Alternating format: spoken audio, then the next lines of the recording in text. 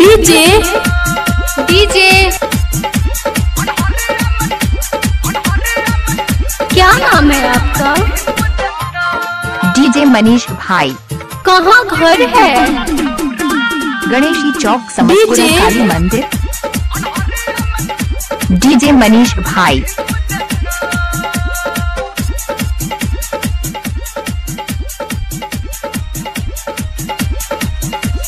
होठ में लाली ही कान में बाली, होठ में लाली डीजे मनीष भाई।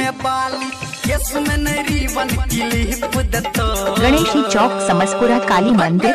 कि डीजे वाला छोरा डीजे दतो।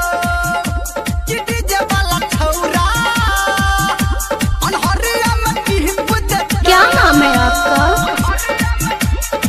डीजे मनीष भाई।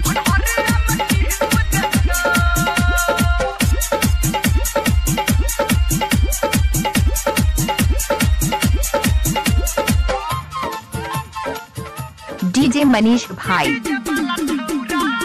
गणेशी चौक समस्तपुरा काली मंदिर।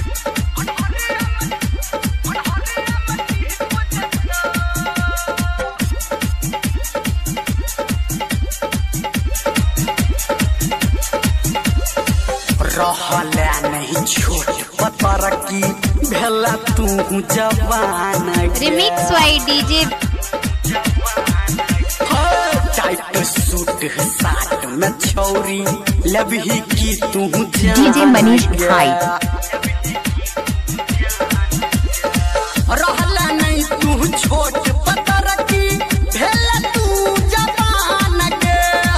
टाइट सूट साट में छौरी लबही की तू जान के। एगो क्रीम संगे लजली दतो। गणेशी चौक समस्तपुरा काली मंदिर। अनहरिया में क्लिप दतो।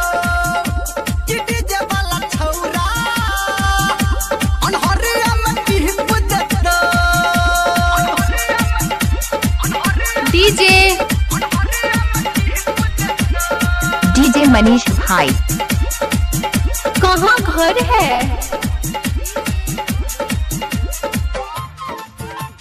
गणेशी चौक समस्तपुरा काली मंदिर।